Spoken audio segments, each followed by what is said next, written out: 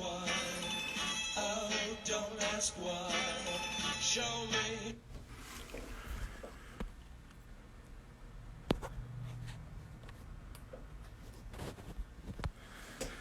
Hello everybody, happy, what day is it, Wednesday, from Duncan Taylor office in Los Angeles. My name's Pete Curry.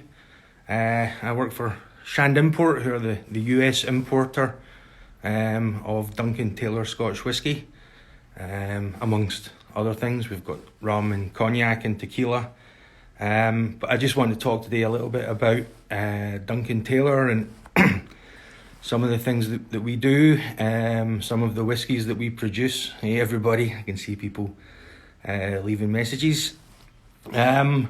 So yeah, what is Duncan Taylor? What is an independent bottler? And what do we do? So we're based, I've got my handy map of Scotland here, and Duncan Taylor is based in Huntly, which is in Aberdeenshire, in the northeast of Scotland. We've got some of the regions, Speyside region, home to Macallan and Glenlivet. We've got the Highlands, the islands of Skye and Mull, Jura, Islay, the Isle of Arran obviously. Down here we've got Campbelltown, home of Springbank, and then the lowlands and the central belt, where famous distilleries like Rosebank and Glenkinchie. So in Scotland we have well over 100 distilleries now. I think the last count I saw, it was up to about 125 or 130 distilleries, all producing a range of whiskies in Scotland. And Duncan Taylor, we're not a distiller at all. We don't distill any whiskey yet. It may come in the future, but our role is as an independent bottler. So we have for many years very long contracts with most of the distillers in Scotland, and we buy mostly distillate. We buy at zero age, and we fill it into our own casks. Duncan Taylor, been doing this since the 1930s. We have our own cooperage in Huntly, where our coopers build casks for us, and that's our area of expertise. We feel that our focus is on the quality of oak that we use to age these wonderful Scotch whiskies, and we bottle rum and bourbon and spirits from all over the world, but we focus on the maturation. So our the detail that we pay attention to is the casks and the quality of the oak. And actually the owner of Duncan Taylor, a guy called Ewan Shand, he started off as a cooper at Glendronach Distillery. So he was building the casks at Glendronach, and that's where he kind of learned his trade and learnt the things that make the maturation process and what makes a truly exceptional Scotch whisky. So we buy distillate from all of these distilleries. We buy them from the big distillers, and we buy from smaller distillers as well. So big distillers like Diageo and Pernod Ricard and William Grant. And I think at the moment we have certainly over 60 distilleries that we have whisky from, and covering over 50 years. Some of our oldest casks of whisky are from 1969, 1968. We've got casks going back to the 63 and 64, I think, in terms of grain whisky. And we've been aging those casks since we bought them. That whisky was bought in the 1960s. If I just spin round here, I'm sitting in the office, sitting in our little tasting room here. So we have a variety of bottles behind me, and there's, in terms of whiskey production, there's two distinct types of whiskey that are produced in Scotland at the moment. There's a few more being added now, but traditionally there was two distinct types. So the most well-known category of Scotch whisky is blended Scotch. So a blended Scotch is products like Johnnie Walker, Chivas Regal, Ballantine's, Teachers, and they're the biggest selling types of Scotch in the US. Certainly Dewar's is the number one blended Scotch whisky, and we also make our own blend called Black Bull. Black Bull you can get a variety of ages up to 40 years old. This is the Kylo is the younger version, and they're all bottled at 100 proof, bottled at 50% alcohol, so we tend to bottle it at higher proof. But a blended whisky is just the name given to the process of mixing malt whisky and grain whisky together. And this is where the skill of the master blender comes in. He uses his nose, his experience to blend a consistent product, which is then from the casks of malt whisky and the casks of grain whisky that we have in our warehouse in Scotland. So what is malt whisky and what is grain whisky is something I think that a lot of people don't really understand. So a single malt is just, it means it's distilled only from malted barley. And the single part means it's the product of one distillery. So when you buy an Ardbeg or a Macallan, it is a single malt. It's made only from malted barley. It's distilled in a pot still, and it's the product of one distillery. It comes from that one distillery. So pot still is the big onion shaped vessel made of copper, which is used to distill single malt whisky. Usually, this is quite an old picture, something historic, but usually distilled in small batches. You can see we have this one is direct fired. So there are still some distilleries in Scotland that direct fire, but you have a heat source at the bottom of the still. You fill it with wash or beer. It's basically 7-8% alcohol. You know, each distillery has their own little idiosyncrasies, but around 7 or 8% alcohol. Beer is pumped into a pot still. It's heated from underneath, either by fire or by steam coils, or there's a variety of different techniques used nowadays, but traditionally it would have been direct fired, and the beer is then boiled, and the alcohol or the distillate is then taken off at, again, it varies from distillery to distillery, but probably somewhere between 62 and 75% alcohol. And that's taken off, and that is then, it's not whiskey yet, but that is the distillate that is then filled into casks, and after 3 years old, you have a single malt Scotch whisky.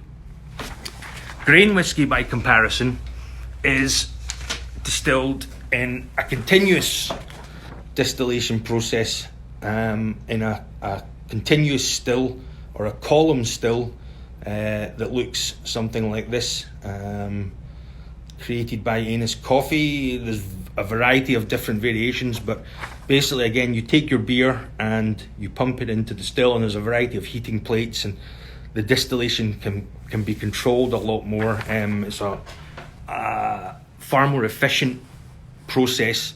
You're not in a pot still, you have to fill it up, boil it till it's empty, fill it up again. So every distillation is small batch, whereas in a column still, it's a continuous distillation process. It's used for making vodka, gin. A lot of bourbons are made in column stills. A lot of rum is made in column stills.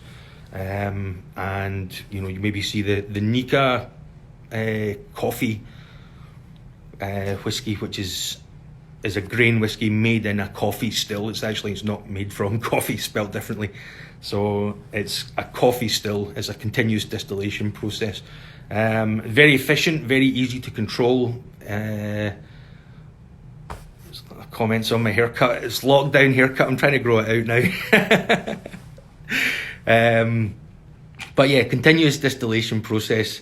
Very easy to control. Very easy to control the quality that comes out. And again, you just keep putting alcohol in one end and you'll get higher proof alcohol. You can control the distillation strength, the proof that it comes off the still, much more easy than you can with a pot still, which is a small batch distillation, which I think is probably why there's more emphasis on single malt and the handmade nature of it, because each batch is distilled in can only hold the volume of the still, so 15,000 litres or 18,000 litres, whereas a continuous distillation process, you just keep churning the alcohol through. So we have our single malt and we have our grain whiskey, and when you mix those two styles together, you then create a blend. And that's all a blend is. It's a mixture of malt and grain. Malt, as I said, is made only from malted barley. When you're distilling grain whiskey, it can be made from corn, wheat, malted barley. You usually need some malted barley to start the fermentation process, but also unmalted barley goes in there as well. And yeah, so we've been making these blends since the late 1800s, 1860s. The Black Bull brand was created. It started, and it was common at that time. Most of these blends were actually produced and marketed by grocers. So in the case of Black Bull, it was Wilshire's. George Wilshire in Dundee was a grocer store, and he created his own blend to sell to the patrons of his store, and he called it Black Bull, or Pride of the North as it was originally, and it became Black Bull. And that was the same. Johnny Walker was a grocer in Kilmarnock, and the Bells and the Dewars were all grocers who bought malt and grain whiskey from the distillers and created their own blends in their grocers that they sold. So I think Johnny Walker was Clynelish and Talisker, and they ended up, the grocers ended up buying the distillers. Who have we got here? I am Pete Curry from Duncan Taylor Scotch Whisky. Maybe it'd be better if I turn that round. I'm the US importer of Duncan Taylor Scotch Whisky, so we're just talking a little bit about Scotland and the styles of whisky that we make in Scotland, and Duncan Taylor and some of the things that we do. So yeah, as I said, Black Bull's a really historic brand. It's been around since the 1860s. First imported into the US in 1933, so straight after Prohibition. And it's been kind of coming in, it's always been bottled at 100 proof. And the blend that we make is 50% malt whiskey, 50% grain whiskey, bottled at 50% alcohol. And here we can see some old bottles of Black Bull. This would have been probably from the 60s and 70s, imported by John Gross in Maryland. So it was a popular brand on the East Coast. And on the back here we can see bottled at 100 proof. Higher proof just gives more concentrated flavours. It means you don't have to chill filter. We don't add any artificial colouring, so it's all the natural colour. And that's a tradition that we've carried on to today. So yeah, Black Bull, high proof, non-chill filtered. That's natural colour from the American oak casks that we use in the Kylo. Our 12-year-old, by comparison, is all matured in sherry casks. So the bourbon casks, American oak ex-bourbon, gives much more vanilla, toffee, butterscotch flavour. Sherry casks give more dried fruit, more leather notes. Some people get cigar tobacco or dark chocolate or coffee notes from the sherry cask. My third favourite accent. What's your first and second favourite? So yeah, if you love sherry casks, the 12-year-old at 100 proof's got this lovely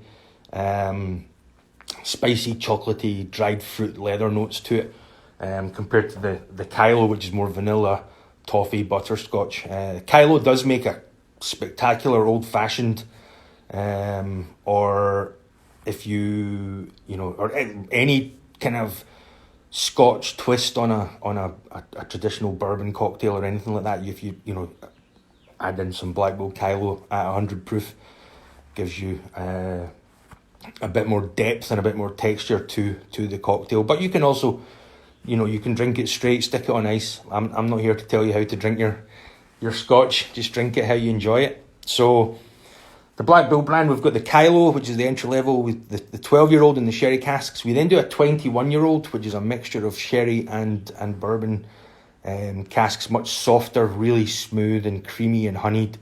And then we also have a limited edition 40-year-old, where the youngest whiskey is from 1969. Youngest whiskey is 1975, Aberlour.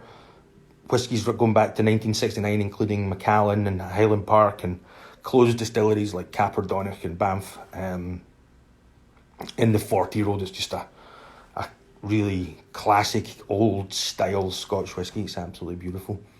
So we do our blends. As I said, the Black Bull range is a historic blend, but we also do, and what we're probably most well known for is the single cask strength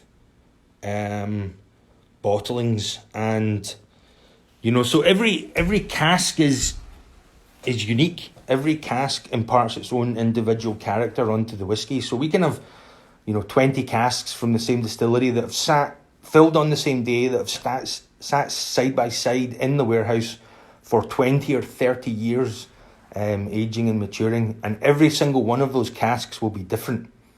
They all just have, oak there's a spectacular properties of oak that it just imparts this lovely flavour and removes impurities and removes less desirable flavours over time. And so what we do is our focus is bottling single cask strength bottlings. We don't like to add water to our whiskey, and so we don't really do much, to be honest. It's just a case of letting the cask work its magic and do its job, and we just pick the casks when they're ready for bottling. So in the case of the blend, our master blender is taking hundreds, sometimes thousands of casks and blending them together to create consistency so that Black Bull has a consistent character. But in the case of the single cask bottlings, our tasting panel in Huntly, there's about 7 people involved. They just go through the casks and they pick the ones that are just right for bottling, and every cask is unique. Some casks need to be aged to 30 years before they hit perfection. Other casks can be bottled at 8, 7, 6 years old if they're if the oak has been particularly vigorous and it's been a dynamic reaction and it's giving lots of colour and lots of flavour quickly, then you don't need to age it 20 or 30 years, and that's where our tasting panel go through the casks and make those decisions. And so we've got, as you can see behind me, there's this is a small selection of the number of casks that we've bottled within the last year. And we've got Glenrothes 26-year-old, there's Tormore, there's Ardbeg, there's Springbank, there's Port Charlotte, which is smoky, peaty, from Bruichladdich Distillery. We've got 21-year-old Macallan in my warehouse at the moment, and these are all casks, single casks that we've bottled, and that will be coming. T. Edward bring them to New York and distribute them. But as I said, each one is unique. It's bottled for its unique character. So single casks of single malts. We do blends. We do bottle single grains as well. We don't just blend them. So here we have a Caledonia 31-year-old. Caledonian is a closed grain distillery, continuous distillation process, but this distillery is shut down now, and so this is more distillation process, and it's got corn and wheat in the mash bill. You get lovely, it's like old bourbon, you lovely cotton candy floss sweetness to it. And just final thing we do, as I said, we bottle a variety of other products as well, and we do occasionally bottle single casks of Duncan Taylor rum. So this is a 27-year-old Barbados rum that's actually been aged partly in Scotland. So we do bottle some rums as well. So I'm just checking the clock. I think that's my 15 minutes up. I don't want to take your time. It's 8:15 in the morning here, so I'm not drinking quite yet. I need to go and get a coffee before before I can start that. But yeah, I hope you guys have enjoyed listening in. I hope I've maybe brought a bit of cheer in difficult times. I hope everybody's coping well and everybody's staying safe and staying healthy and keeping your masks on, and I'll be ready to have a dram with you all when we come out the other side of this. So thank you very much, and cheers. See you later.